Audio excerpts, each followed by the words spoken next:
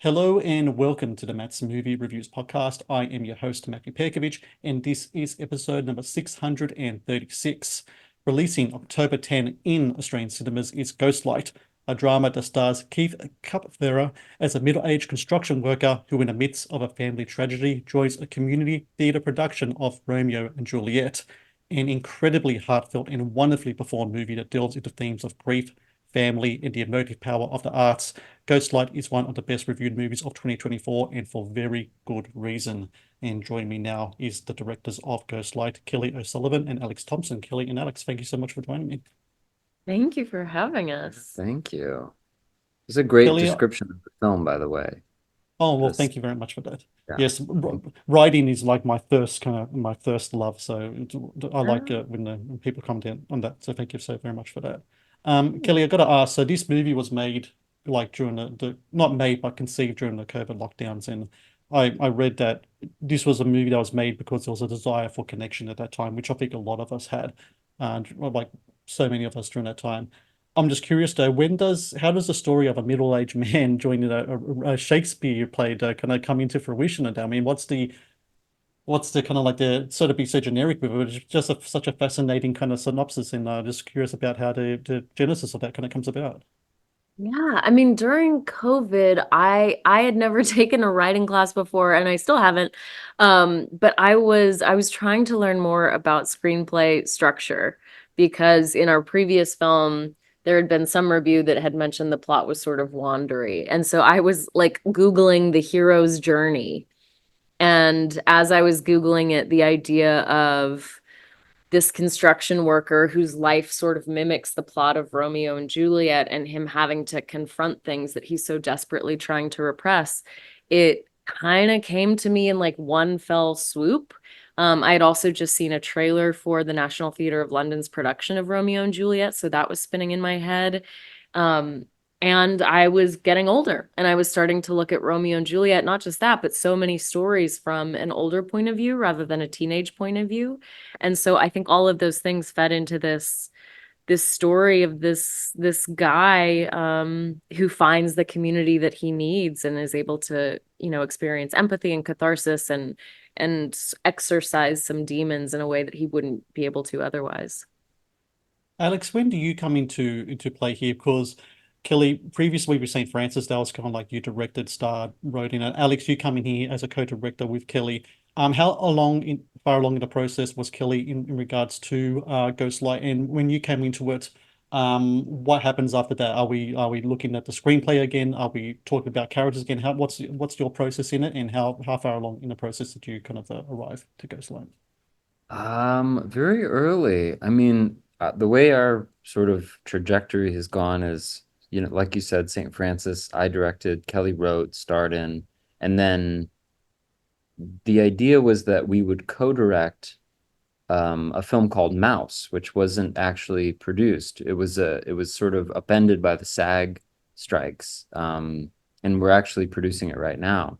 But we would co-direct, and then Kelly would go and do Ghostlight solo, having taken the proverbial training wheels off. And what we realized through the years of working on the script for Mouse and for Ghostlight was that Kelly didn't didn't need training wheel. There was no lack there. So it was really just working together because we wanted to. Um, and because we both connected with it and felt like we would add things to the vision. So I come in very early. I mean, you Very typically early. send me pages, like just pages. And even when it's an idea before I've written anything, like the plot, I literally texted to Alex when he was out of town and Yeah. yeah. Yeah. Yeah, and he has a great deal of input when it comes to the script. That oftentimes, he's the one who's really helping me shape it and edit it, and I'll run something past him and he'll say, "Well, I liked the first way that you did it." And so he's a constant collaborator in really formative ways. Yeah. Um, Constant. Kelly, Kelly, when it comes to Keith Kupferer, who plays Dan in the movie, you two are both both in Chicago. This Chicago says story, and Keith is known in the Chicago scene, both theater. He's been in lots of movies as well. But for a lot of people, this will be an introduction to him, especially like here in Australia and such. And it's just a remarkable performance that he gives because it is an incredibly complex role. He's almost like playing like, of course, he's playing like two roles in the movie, the one of like, Romeo and of course the one of Dan as well. Um, I know that you wrote this role for Keith because you worked with him before on stage, but what was it about him that kind of embodied Dan for you? Did Dan kind of like does Dan take on the qualities of Keith, or is that happen the other way around? Really curious about how that kind of works. I think a little of both. I mean, he is believably he doesn't feel artsy fartsy. And I mean that as a compliment. There are so many actors that when you see them, you're like, well, that's an actor. And Yeah. Keith feels like a guy who you could just encounter in the world and who feels very blue collar, very unassuming, very unpretentious. But he also is incredibly funny. He has access to rage and sorrow, and he's got this impish quality to him. He's playful, and he flashes a smile, and you're like, oh, your heart just goes out to him. And he's able to, when he shows that flash of vulnerability, it just breaks your heart. And so Mm. knowing that all of those things would be necessary for Dan, and that he has to go through this huge emotional arc that has to feel very grounded and naturalistic, and that you're rooting for him the whole time. Like really, he was the only guy who we knew could do the job. And so I definitely wrote with him in mind, knowing that he had all of those qualities. The Matt's Movie Reviews YouTube channel is brought to you by TeePublic. TeePublic is the world's largest marketplace for independent creators to sell their work on the highest quality merchandise. With over 1.2 million designs, TeePublic is sure to have something you love. And Alex, when it comes to the character of Dan, he describes himself as old school, and it's definitely like that old school kind of guy. And there are positive and negative connotations that come with that. So when I think old school, I think of my father, born 1945, came to Australia as an immigrant in 1969. Old school. When it comes to emotional intelligence, isn't as there as I am as a dad, right? We're different in that kind of way. And Dan's going through this kind of thing where his emotional intelligence is really stunted in a way that he's going to, handling really intense emotions. And the art's kind of helping kind of like, represent that.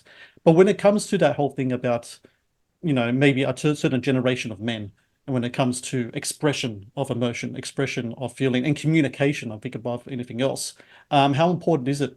Because I think is it very important, especially these days, for men to really kind of delve into and talk and communicate and be fragile at times and see that not as a weakness in any way, but as a strength. Because I think a lot of times, and I always say this to my boys as well, it's like, don't keep things to yourself. You want to talk. And if you talk, it's, you actually find, answers to some of the questions you might be searching for instead of just playing it in Yeah. your head. Because I think a lot of times, especially, I think maybe to males especially, the walls inside their head kind of like, end up having the biggest kind of victims at the end of the day. Yeah, I think it's very important. And it's telling, when that phrase comes up, I'm old school.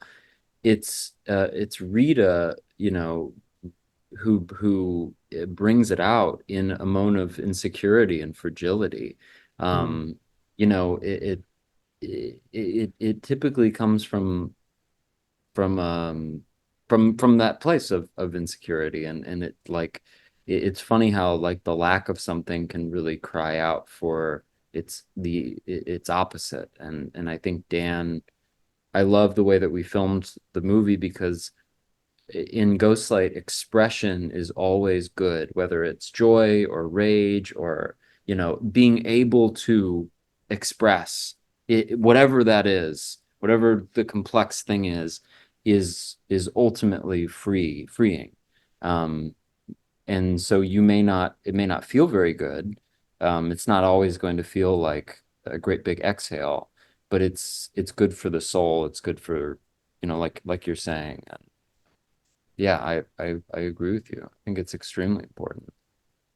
Kelly, I want to talk about Shakespeare just for a moment here because Romeo and Juliet, the play, does play a big part in it. I'm not by any means, Shakespeare scholar or what have you, but I do have some of his plays behind me, some of the scripts, and I've seen a whole bunch of movies. And it's really incredible how the impact of Shakespeare's writing really is still in the mainstream. Anyone But Mhm. You was like, Much Ado About Nothing, The Northman, Yeah. Hamlet. I was talking to my kids about The Lion King and kind of like, the whole thing there as Mhm. well, and like how this is just kind of everywhere. And I kind of have a theory as to why that is. I think a lot of people might see Shakespeare as kind of like fluent, elitist, kind of like Laurence Olivier on the boards, doing kind of stuff. But to me, Shakespeare, I think the origins of it is kind of like the common man kind of like plays. And Exactly.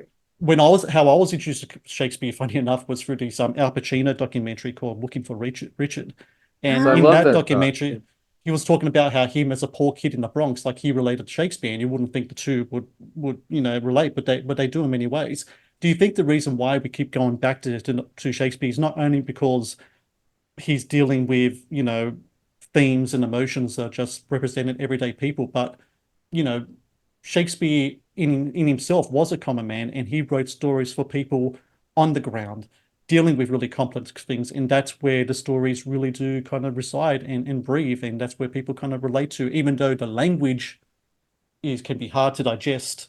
The meaning behind the words is something that really kind of people can really ingest and breathe with it Absolutely. and live with it. Yeah, I mean, we were just talking about like Shakespeare has great fart jokes, like Mm, it's a shame it's a shame that and he has like lots of raunchy jokes and he's like you were saying writing about all the things that are just like these common experiences in humanity, which is loss, betrayal, young love, tragedy. And I think because they are these cultural touchstones, like I was thinking about, why was it appealing to me during the pandemic? And there's this other book called Station 11 that's, an apocalyptic story. And these survivors of the apocalypse, they choose to travel around and perform Shakespeare. And there's something about when humanity is threatened, I think we return to these touchstones that really harness our experience. And Shakespeare, I think, is a really good example of that we sort of all know enough about the stories and live different versions of it. And I think you're right that it has been in some ways I don't know, it's been taken away from the common people, and now you have to pay like $120 a ticket to go see it in mm. a theater, but it didn't used to be that way. It used to be that you could go stand, down with the masses and get to laugh at it and cry with it. And so I used to not like Shakespeare very much, and I'm growing to really love it. The Matt's Movie Reviews podcast is brought to you by Amazon Prime Video. One of the best on-demand streaming services available, Amazon Prime Video features exclusive Amazon originals as well as popular movies and TV shows. Watch Amazon Prime Video anytime, anywhere. Alex, in the movie, when it comes to the stage experience, it talks about the camaraderie of a theatre troupe or a community theatre, what have you. What are similarities and differences between the camaraderie in regards to a stage production, because you both have done theatre as well, compared to a film production? Um, if there is similarities, I imagine it would be the community aspect, but there's different ways, of different mediums of telling the story. So I'm just curious about what differences there are in between the two and similarities. I think they're very similar. We often felt like we were in a community theater group making the film. We had a theater that was donated to us essentially that we used to paint the flats for the background. The Mm. actors are, for the most part, really setting up the stage. Um, Actors are bringing their own clothes in, they're doing their own makeup.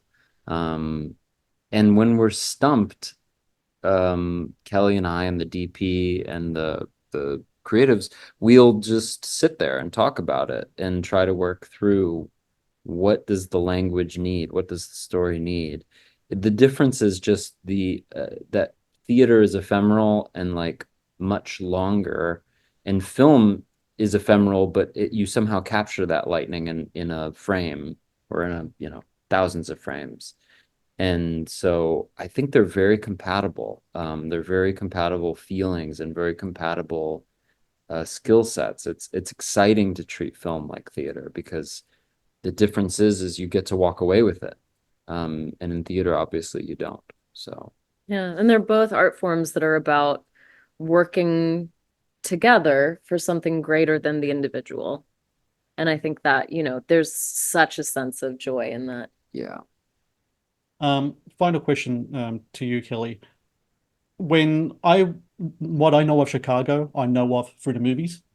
Uh-huh. And so Chicago as a cinematic world is really interesting to me because on one end you have kind of like the John Hughes world, kind of like all that Uh-huh. kind of stuff. And then on the other end, you kind of have kind of like these crime epics, from like the Prohibition times to like something like Widows that came out like 5 years ago. Uh-huh. Is there something that Chicago films based in Chicago aren't touching on that you think should be touched on more as Chicago as a city?